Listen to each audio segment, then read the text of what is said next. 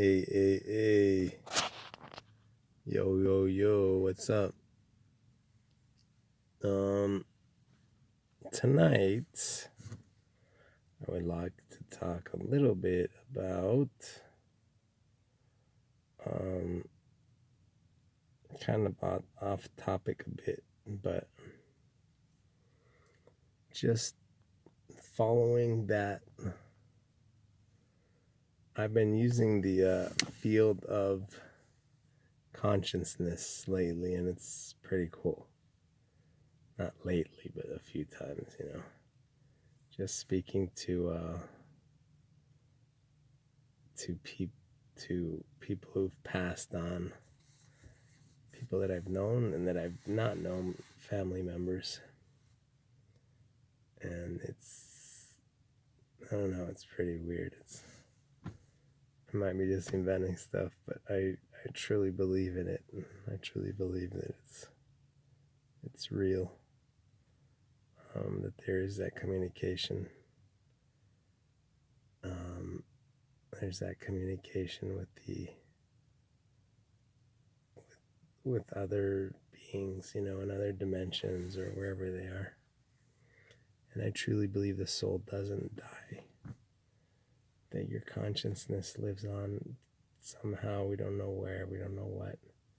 It's not really that important to know where, because we're always concentrated on the present and on what we're what the present time, and on your consciousness and what we're supposed to be doing in the present time. What happens after death is it's a mystery, and it's not really that. I think it's something you just can't imagine. It's kind of like explaining to someone, I don't know if you've ever lived in another country or another, let's say you grew up like I grew up in Chile, and you try to explain to an American what Chile is, and it's just, you gotta live it, And so I think it's similar. Why try to explain things if you're not there and you haven't experienced it yet? It's just, I think it's kind of a lost cause. But what we do know is that the soul continues, the soul lives on. And so that's the important thing. That's the consciousness of that is important, to know that you're eternal beings, that we're eternal beings. It's important to know that we have time, that we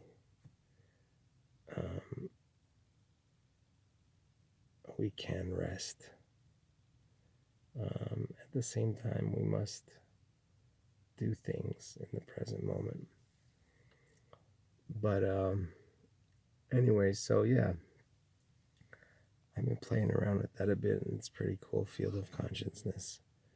Speaking with other people, and even people that are alive, speaking with them. Because we do live in a more isolated world. People don't live on the same block anymore. People don't live in small towns, and family members are all scattered around the country, around the world, or around, usually some people have the good fortune for that not to happen, but in many cases, people are scattered about, family members, loved ones, friends. And so use that, and the more you believe in it, the more it's true.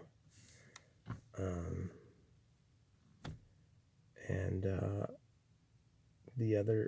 the thing I wanted to point out, though, is that we must always follow, and I'm the worst at this, is our own intuition, our own voice. You must follow your voice, and not listen to others, not listen to, just don't give a crap about what others say, about others' judgments, about others' expectations of you, or them what they want of you. You have to follow your own voice, and everyone should be following their own voice. And I've been guilty of that for many years, but yeah, I think that's super important, following your own voice and having that deep relationship with God. I was watching a YouTube video of Denzel Washington putting God first, put God first, I think it's called, and it's really good, it's really interesting. And it's that relationship you have with God that will guide you. And that's in addition to, because I speak a lot about the new covenant and remaining within the Spirit, which is the most important thing. Remaining there, that's your one and only task, remaining within the Spirit. And that relationship with God that will take you places, but you have to go there. It's not going to come it's not going to just automatically appear in front of you. You're going to have to go and do it and get it and pursue it. And that relationship with God is going to give you that, just that vision. And Denzel also talked about, thanking things before they happen.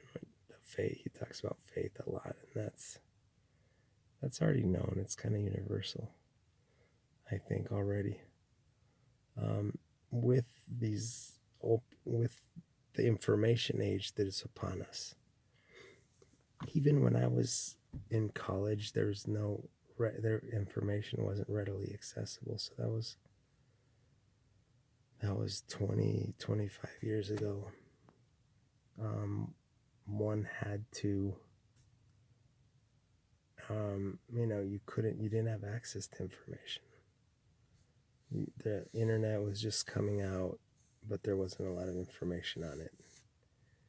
And you had to go to some obscure library or something and look up a book, and it was just a lot harder to find information. So